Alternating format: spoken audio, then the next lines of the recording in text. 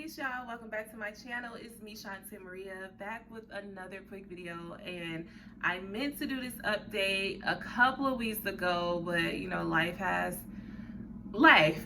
Okay, we're all busy, but this is just some kind of tips or what I did to move out of state in the middle of a pandemic with 2 children. Y'all know I'm a single mom, so it's like it was just kind of crazy how everything happened. I'm going to give you the backstory of what made me just kind of pick up and go. Like literally something kind of traumatic happened to me and my boys, and I was just like, yeah, it's time to go. It's time to leave Detroit. But before I get into that, thank you so much for all my subscribers for tuning in. And if you are not subscribed but you've been watching my video, which a lot of y'all are, go ahead and subscribe. So you know and don't forget to hit the notification bell so you know every time I upload a video as well. Because I post like once a week, and then I do videos here and there in between, but I do post my weekly vlogs. But anyways, let's get right into it. So we're gonna start with the why, then we're gonna get into the how. So the why I moved from my favorite city in the whole wide world, which is Detroit, which I was born and raised on the east side, okay? And that's my forever home. Like, I don't care. Like, y'all can't talk bad about Detroit in my comments, only I can. I don't care. That's the rules, all right? But one day, not that long ago, my boys was like, you know, they was like, I'm hungry, Mom, I want some lunch. I said, I want some lunch too. And, you know, so we went, you know, and got some lunch. We was on the street called Gratiot and French Road. So if y'all from Detroit, y'all know exactly where I was at. And, you know, upon pulling up on Gratiot and French Road, it's hella restaurants, not hella restaurants, there's quite a few restaurants in that area, but it was Tim Hortons across the street. So I'm like, dang, they fighting, you know, I'm like, oh, somebody got smoke at the Tim Hortons, you know, we just being silly in the car. We were not going to Tim Hortons, we was actually going to White Castle. Don't judge us, judge your mother, okay? But we was going to White Castle, all right? I know people don't like White Castle. Me and my kids mess with White Castle now, right? So we was going to White Castle, but the Tim Hortons is directly across the street, right? So we pulled up at the light, and we like, dang, what's going on over there? And I'm like, they ain't got nothing to do with me. They ain't none of my business. But all of a sudden, like, all the staff from Tim Hortons come out of Tim Hortons, and they're arguing with a customer. Like, this person didn't have the Tim Hortons uniform on. So I'm like, it gotta be a customer. Next thing I know, said customer runs an employee over. So I was like, oh shit. Oh snap. I'm looking back at my boys like, did we just watch somebody get hit by a car? Was the argument that intense? And it was so bad. Like, I felt so bad for this lady. But of course I see one of the employees, you know, everybody on their phone calling 911. So I'm okay, I ain't gotta call 911. Stop, boys. I know y'all probably traumatized by that, because what the hell? Like, really? You know, like, it was a little crazy. It was a little crazy. So I'm like, all right. Anyways, we still about to go to the White Castle, right? So we was on a mission. We was hungry. They wanted White Castle. So that was the closest one. I said, well, we still about to go to this White Castle. So lo and behold, I get into the White Castle. I go around the little line, you know, to get into, you know, the little drive-through area, right? You know, everything is cool. It ain't cool. It's still chaos across the street at Tim Hortons now. But I'm like, okay, but we on the other side. Gratiot is a huge street. It's like one of the main streets in Detroit. It's a huge street. It goes like, it will take you right downtown. Like, it's one of the biggest streets in the city, right? So it's a huge street. So I'm like, okay, I ain't thinking nothing about that. In my mind, I'm like, I really hope she okay, because he just went her clear the fuck over. But anyway, so we didn't even get a chance to order, first of all. All of a sudden we hear pop, pop, pop, pop. I said, oh shit. Like, and next thing I know, all the cars in the White Castle is taking off in all different type of directions. I said, oh shit, what the fuck is going on, right?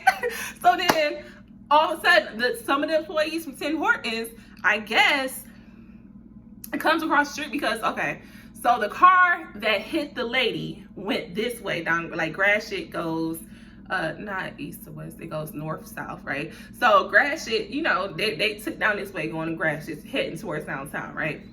And but I guess something happened, maybe it was an accident because he sped off or whatever. Mind you, Gratiot is a huge street, hella cars. So I'm thinking, God didn't get that far, I wasn't paying that close attention or whatever. So, but all of a sudden, I'm seeing these Tim Hortons people coming over to the White Castle side. So I'm thinking, whoever was involved ran across the street. That the person that hit the person or whatever, I don't know, was so much going on over there. And the person was now at the White Castle. Mind y'all, it's 12 o'clock in the afternoon. It's literally noon. It's noon. I'm not like got my kids out in the middle of the night. You know, it's noon. It's noon. So they shooting at the White Castle. Where I'm at.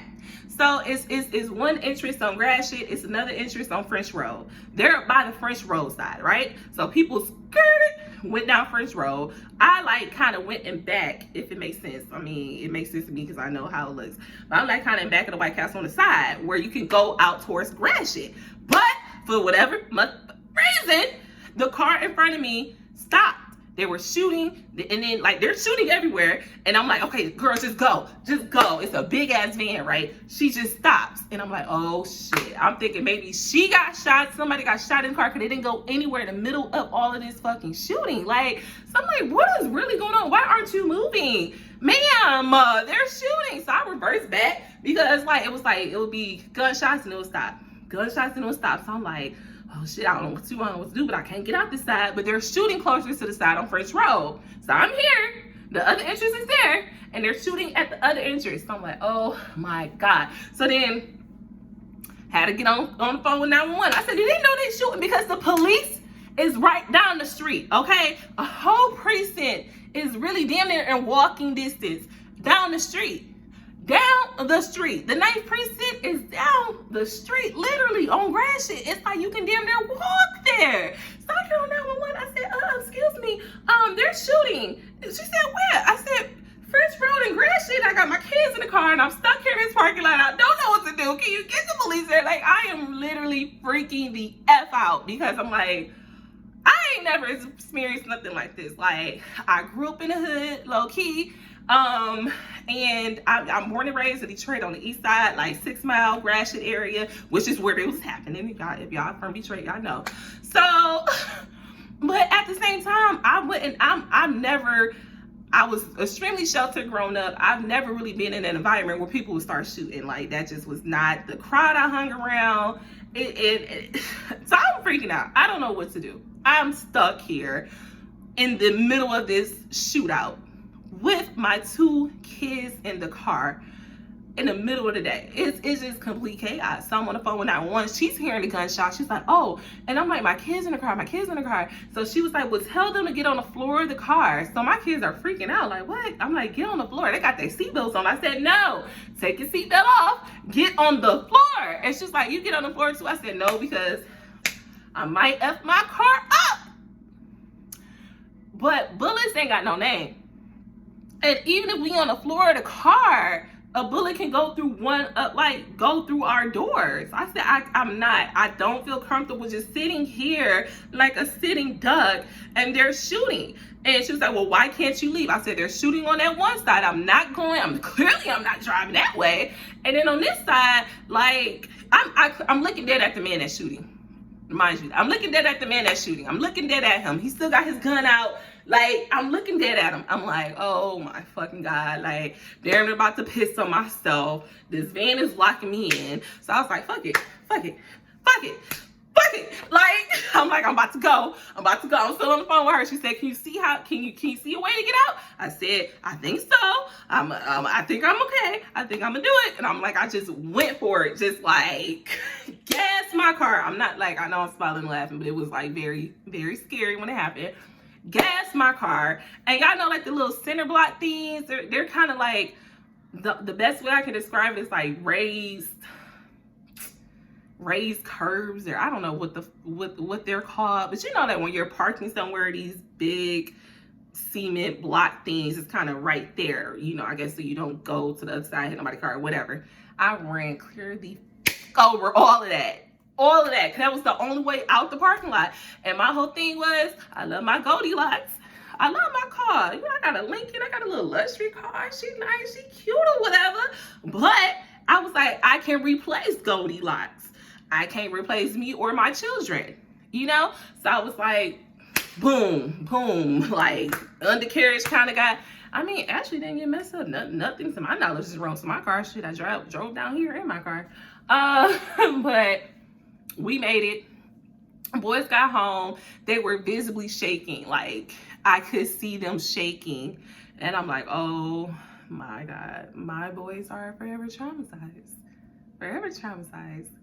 Like, good old Detroit shit. So, yeah. And in that moment, I said, we gotta go. It's not normal. I know people grow up in the hood. But to me, it's not normal. That shouldn't be your normal. That should just be something that you're just like, oh yeah, I was involved in a shoot. Well, not involved, but I got caught in the middle of a shootout, and my boys are 6 and 9. Yeah, I was 6 years old. I was 9 years old. And yeah, like, and it's some certain things that happened to me. I got robbed with my little baby in my arms. Ethan was a newborn. Elijah was 3. Got robbed to my face. Like, it's been some things that happened to me that just was not okay. And I'm like, that was it. That was it. So I was like, I'm about to apply to this city down here. It's super small, super quiet, in the middle of freaking cornfields. Okay. But actually, I love that. I love the quiet. I love being, I'm born in a huge city, but I never really liked that hustle and bustle and going here and going there. I'm such a homebody. My dream actually is to have, I actually want a house near the ocean. I want to live in South Carolina. That's my goal. Okay. I want to live in South Carolina. I want to live near the ocean so I can go to the ocean, but I also want to live, like, you know, still out in the country. So that, to me, that's like the balance right there, where I can just drive to the ocean, but then I also can have this house, you know, with a big backyard, where my kids can go play, and, you know, have all my you know, my gardens and my sunflowers and my vegetables and stuff. Like, that's where I want to live. That's my goal. That's what I'm working towards. That's the goal, you know. But for right now, I'm like, okay, it's the middle of a pandemic for one. I don't know a soul in South Carolina. Low key, where I move, I really only know one person like that I'm like this with, you know.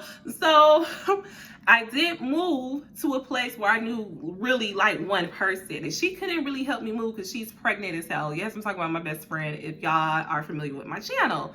But literally, moving in the pandemic was kind of crazy. Like, literally that day that stuff happened, I started flying to places down here. You know, I did go to college near this town, so I was a little familiar, but not really, because college was like 10 years ago, y'all. Like, I'm 30.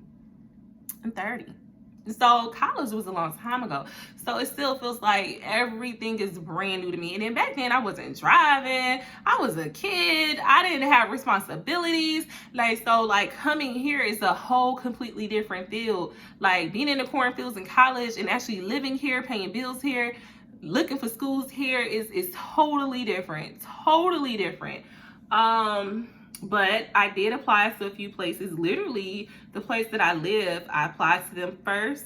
I applied to them first. They called me back like an hour later and like, you approved. But I will say, prior to me moving, I was definitely working on my credit. I built my credit up. It ain't where it needs to be at, but it's getting there.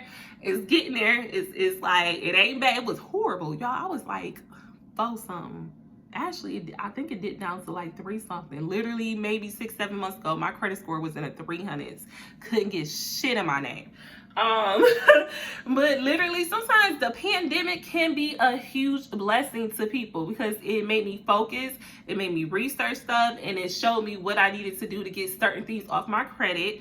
I know I didn't just go and pay everything off. Disputes, y'all. Okay, that works. It works. Even if you disputed it one time, dispute it again if it ain't fall off that first time. Period. So yes, my credit score jumped. Like I'm not at 700 yet, but I'm really, really close. But you know, it puts it for my credit to jump like 300 points in like 6-7 months is crazy. So I did do that. So definitely, if you're moving, you need to get everything in your name. Work on your credit prior to that. It's like I already knew that I wanted to move soon anyway, so I was working on my credit prior to that incident. So I think that just helped everything flow. Like literally everything flowed naturally with this move. It was just like super easy. And then that's why I felt like, okay, this was meant to be, because literally everything after that day was easy peasy, lemon squeezy. Okay. So I got approved for a few places actually, you know. But what was crazy, with the pandemic, you know, that, you know, because I'm from Michigan, they were like, oh yeah, you can come in, but we're doing like virtual screenings anyways. They didn't want really anyone in the apartment complexes. I applied to a couple houses and it was the same way, like, oh, we'll give you a virtual tour, where they just walked around each room or whatever. So with my place, she did do that. She walked around, you know. I got a video of everything, because I'm like, how am I sign this lease, or how am I agree to send you money sight unseen? But what I did, don't send nobody y'all money. Even in the pandemic, and you know you can't be in these houses, don't do that. Do your research. I researched the apartment complex. I have a townhouse, but it's a townhouse, but they also have like apartments and stuff. So I researched the apartment complex. I researched like the main people that they're under, like the I don't know what it's called, but this apartment complex is owned by a big company that has apartment complexes all over the country. So I researched that head company as well. Good job, baby. I researched that head company as well. I looked at multiple reviews, Google reviews, apartment.com reviews. Just do your research. It's out there. People are going to review it. Most people are going to say negative things. So I would say, even if you see like a negative review about something, don't be scared, because in the world that we live in, people are more likely to report something negative, a negative experience, before they report a positive. So always keep that in mind. Do your research, but also remember, unless you see just like 100 negative things, okay. But because I'm like, when I looked at my apartment thing, the main concern that people had was the man that's in the leasing office. You know, so the lady I dealt with, everyone was like, she's so nice, she's so nice, she's so nice, and she has so many good reviews. But then literally, like the week before I moved in, I called because I hadn't heard from her in a while. And this guy picked up. He was like, well, she's not working with us anymore. But it was the guy. When he told me his name, I was like, oh shit, that's the guy that people are saying is rude. And honestly, when I met him face to face, he's not rude, but he has one of those personalities where it's like straightforward, straight, you know, just like, you need this, and this is what it is, da da da da da. Like, he's not, to me, I wouldn't say he's rude, but he's very like, your rent is X amount, it's due on this day, you can do this, you can do that, don't call us for this, if it's an emergency, we're not gonna come, like, no, not that we're not gonna come out, but these are considered emergencies, you can go online and find this. Like, he's real dry and monotone, but he's really straight to the point. So I think that's why people were saying like, oh, he's so rude, da, da, da. And I'm like, whatever. But at the end of the day, you ain't gonna have to deal with him like that no way. Just pay your rent and keep it moving. Like, unless something really happened, and then you might have to deal with him because he is the property manager. But for the most part, most times you don't have to deal with those people. You just pay your rent and keep it the fuck moving. So whatever. But do your research. Definitely do your research. There are videos online. Literally, I even went on YouTube and I have put in my apartment complex and it popped up. So like, I was seeing different videos and this area and this area, whatever. Like, do your research. I did not pay my money until I like had my keys in hand, spoke to him and saw my apartment, and I was like, okay. It was certain things that I didn't like, but at the same time, again, I was moving from out of state, and I didn't, keep that in mind, okay? But to me, it was decent enough for us to start over at this place. You know what I mean? So definitely do your research. Don't deny help.